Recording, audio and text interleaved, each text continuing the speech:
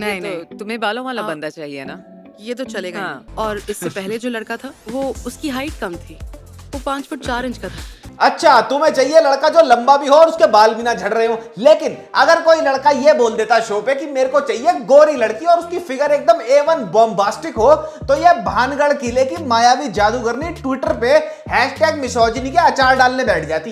प्यार होने पर जो गुदगुदी महसूस होती है वो मैंने काफी वक्त से महसूस नहीं की है। अरे मल्लिकाए जाहिल, जिस हिसाब से तुम्हारा स्टिंकिंग सिलेक्टिव एटीट्यूड है ना लड़कों की अपीयरेंस की तरफ, उस हिसाब से तुम्हारे को प्यार की गुदगुदी नहीं, तुम्हारे को होगी खारिश टॉक्सिक रिलेशनशिप की। जाहिर है कि वो हैंडसम हो। ये मदनगीर गांव की माइली साइरस का एक बार डिवोर्स हो चुका है, which is not a bad thing at all. But जब इससे शो में ये पूछा जाता है कि तुम्हारे नए लाइफ पार्टनर में क्या क्या खूबियां होनी चाहिए, तो इंस्टेड ऑफ सेइंग कि वो एक अच्छा इंसान होना चाहिए, वो ऑर्गेनिकली मेरी लाइफ में ब्लेंड हो जाना चाहिए and stuff like that, she only emphasises on the fact कि वो लड़का लंबा होना चाहिए, उसके बाल होने चाहिए, उसके लुक्स बहुत बढ़िया होने चाहिए। मतलब क्यूट स्माइल हो, सिर पर घने बाल होने चाहिए। मतलब चाहे खुद की शक्ल चेन उतरी पंचर एटलस साइकिल जैसी हो, पर लौंडा मोहतरमा को चाहिए हायाबूसा जैसा, वो भी वीआईपी नंबर प्लेट के साथ।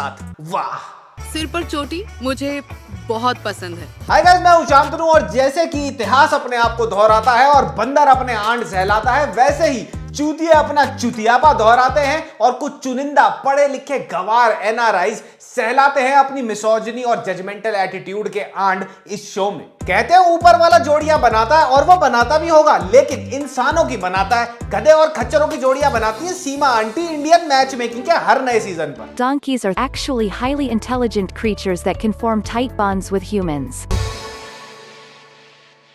इस शो के छठी फेल बब्बू गोशे जैसी शक्ल के पार्टिसिपेंट्स को अनरियलिस्टिक डिमांड्स करता देखना तुम्हारा सर दर्द नहीं होगा, तुम्हारे सर में हो जाएगा इंटरक्रेनियल हेमाटोमा। चुतियापे की चकाचौंध में चारों खाने चित अकल से चुंधियाए हुए इन जुगनुओं को जब तुम अपने लाइफ पार्टनर ढूंढता हुआ देख लोगे ना, तो तुम्हारे प्राण अपने आप को स्वयं ही हर लेंगे। तो बस आज इन्हीं उल्टे पैर वाले बेतालों की कुंडलियों पर शनिचर बन के विराजमान होंगे आप और हम, ऑनेस्टली सेइंग में।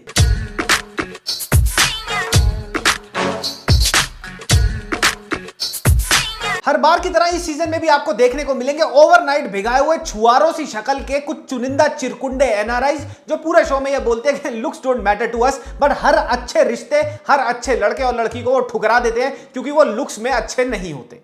खूबसूरत हो, अट्रैक्टिव हो, ओके। और देखने को मिलेंगे अपनी नालायक औलादों के साथ फंसे कुछ ऐसे बेचारे लाचार माँ बाप जिनकी शक्ल पे साफ साफ लिखा हुआ है कि उनके मन में ये बात चल रही है कि अगर बचपन में हम इसकी गेर के गुद्दी थपेड़ देते ना, तो आज ये जो चुतियापे और बकचोदी के निबंध लिखवा रहा है ना हमारे से नेटफ्लिक्स पे, ये कभी नहीं होता। पर तुम एडजस्ट कम करती हो, करवाती ज्यादा हो। लिखता भी हूँ और शोज करता हूँ, और मेरे हिसाब से मैं एक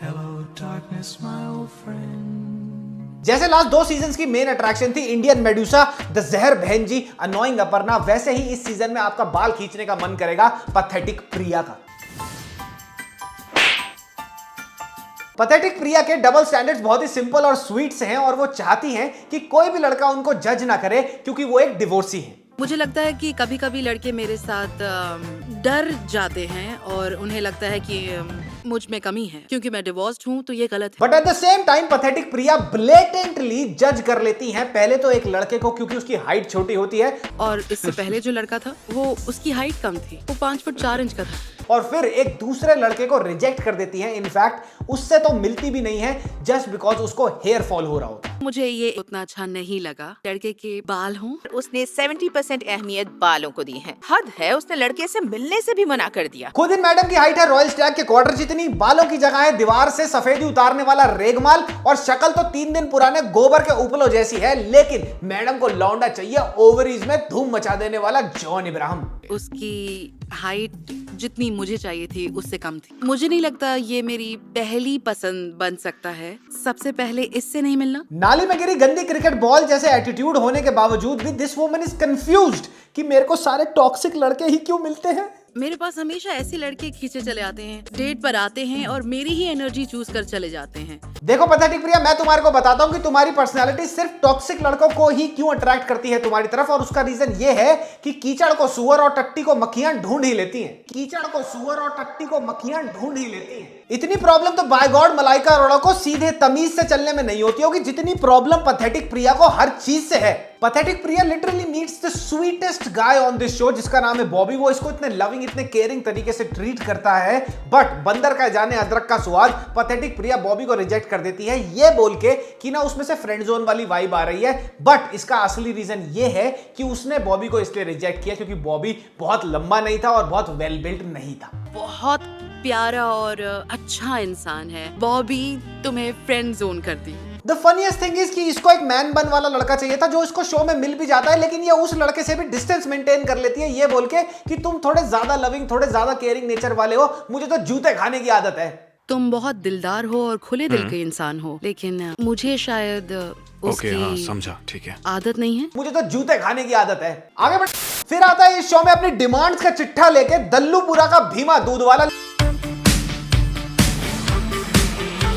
लेकिन उससे पहले इस बार ऑनेस्टली सेइंग पॉडकास्ट पे नई गेस्ट है आस्था गिल। मैंने और उसने बहुत मजेदार बातें करी, उसका ट्रेलर देखो। और अगर तुमने उस पॉडकास्ट चैनल को अभी सब्सक्राइब नहीं करा है, डिस्क्रिप्शन और पिन कमेंट्स में लिंक है, जाओ और सब्सक्राइब करो। अबे 2 बंदे मेरे साथ ऑटो में मेरे को घर छुट लेके आए हैं छोड़ने। रफ्तार भाई एक साइड पे, बादशाह भाई एक साइड पे, मैं बीच में बैठी हूँ। आप आस्था गिल तो नहीं लगती नहीं का मैं ही भाई। आई लाइक योर सॉन्ग यार, लेकिन आप आस्था गिल जैसे थोड़ा मेकअप कर लिया करो। क्या कर रहे हो? चलो। What do you think about Honey Singh? एक नंबर का बकवास बात है।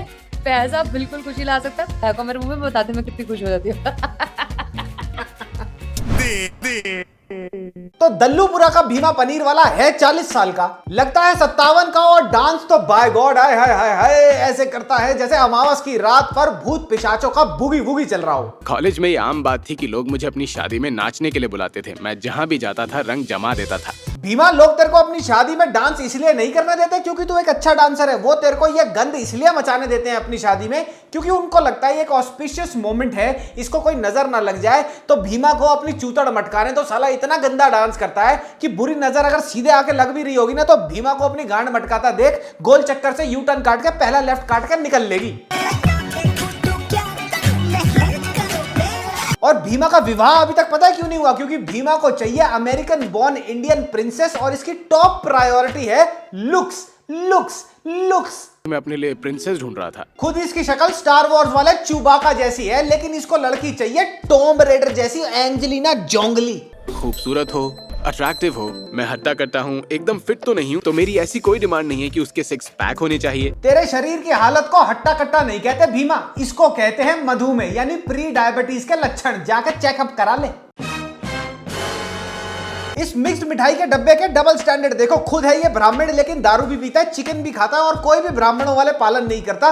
लेकिन लड़की इसकी प्रेफरेंस ये है कि ब्राह्मण हो और ब्राह्मण जो तरीके हैं तौर तरीके हैं उनका पालन भी करे। प्रायोरिटी की बात करें तो मेरी कम्युनिटी से हो तो बेस्ट रहेगा। ब्राह्मण जी। और जब सीमा आंटी पूछते हैं कि ब्राह्मणी क्यों होनी चाहिए लड़की, तुम तो ब्राह्मण वाले कोई पालन नहीं करते, तो आगे से भीमा बोलता है कि भैया मेरे को सोसाइटी को भी तो दिखाना है। अबे यार लानत है तेरी फॉरेन अपब्रिंगिंग और पढ़ाई पर। मैं तो बिल्कुल ब्राह्मण ही क्यों चाहिए? वो बस कम्युनिटी के नजरिए से। सारे शो में इसने मुंह फाड़ कर अंग्रेजी में बात करी है, लेकिन लड़की इसको ऐसी चाहिए जो अमेरिकन बॉर्न इंडियन हो लेकिन उसकी हिंदी बिल्कुल पॉइंट पर हो, इधर उधर नहीं होनी चाहिए। अगर कोई हिंदी बोलने वाली लड़की हो वो मुझे बहुत पसंद आएगी। और फिर इस ग्रासिम मिस्टर दल्लूपुरा को एक अच्छी खासी लड़की मिल भी जाती है, लेकिन ये उसको रिजेक्ट कर देता है क्योंकि उस बेचारी लड़की का जो इंग्लिश बोलने का स्टाइल है वो अमेरिकन नहीं है, वो अमेरिकन एक्सेंट वाला नहीं है, वो इंडियन एक्सेंट वाली इंग्लिश बोलती है। उसका इंडियन कल्चर की तरफ इतना झुकाव मुझे पसंद नहीं आया। मुझे ऐसी लड़की चाहिए जिसका एक्सेंट वगैरह ना हो। अबे गांडू राज, तेरे एक्सपेक्टेशंस की कमर है 52 इंच की, जिसके ऊपर तू रियलिटी की जीन्स चढ़ाने की कोशिश कर रहा है जिसकी कमर है 28 इंच की।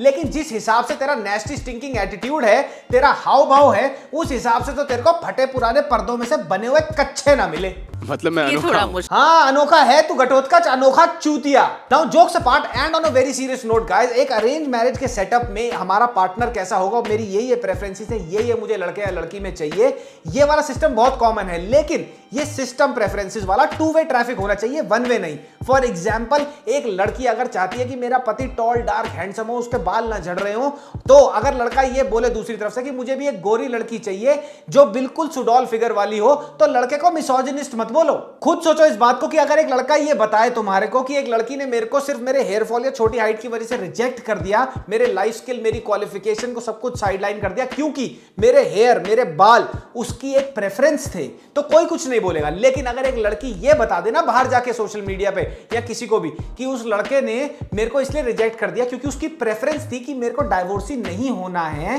तो सोचो कितना बवाल मच जाएगा। अगर तुम अपनी प्रेफरेंस के अकॉर्डिंग सामने वाले को जज कर रहे हो तो सामने वाला भी तुम्हें अपनी प्रेफरेंस के अकॉर्डिंग जज कर सकता है और इसमें कोई प्रॉब्लम नहीं होनी चाहिए। लेकिन हर लड़का और लड़की प्रिया और विकास जैसा टॉक्सिक बिहेवियर वाला नहीं होता और टॉक्सिसिटी का बेसिकली कोई जेंडर नहीं है। और हर शादी में ना एक कॉम्प्रोमाइज ही होता है। अब कॉम्प्रोमाइज यहाँ पे नेगेटिव वर्ड नहीं है। हर शादी में कुछ ना कुछ इश्यूज होते हैं, उनको सॉल्व करके आगे बढ़ना पड़ता है, अपने इन्फ्लेटेड ईगो को नीचे रखना पड़ता है। इस कॉम्प्रोमाइज का मतलब ये है, कंपेनियनशिप है। इस कॉम्प्रोमाइज का मतलब ये नहीं है कि तुम अपने पति से मार खा रहे हो या तुम अपने पति को गालियां दे रहे हो। But by God guys, in the name of the Jesus Christ of the Allah, in the Ram मंदिर की कसम, मेरे को सबसे बड़ा डर ये शो देख के हर बार यही लगता है कि मैं एक एनआरआई हूं, मैं बाहर रहता हूं, मेरे बच्चे यहीं पे पलेंगे बढ़ेंगे, और अगर ये धी पिटी का एटीट्यूड लेके वो बड़े हुए ना तो पहले तो मैं उनके ये जूत बजाऊंगा और नहीं माने ना अगर तो उनकी टिकट कटा दूंगा सीधा इंडिया में पतंजलि की। फिर तो उनकी जिंदगी की बागडोर सीधा करके ही रहेंगे रामदेव बाबा। तो गाइस, ये था मेरा review of Indian match making season 3 का। जाने से पहले एक और बार रिक्वेस्ट करना चाहता हूं, ऑनेस्टली सेइंग पॉडकास्ट पे भी वही प्यार दिखाओ जो तुम इस चैनल पे दिखाते हो। बहुत बढ़िया हमारा रोस्टर है, सारे के सारे गेस्ट्स का आने वाले हैं। इस हफ्ते आ रही है आस्था गिल, जैसे मैंने तुम्हारे को बताया था। लाइक, सब्सक्राइब और शेयर करो इस चैनल पर भी और उस चैनल पर भी। मामा मियां, लजानिया पप्पी, बाय बाय। हम मिलते हैं अगले हफ्ते।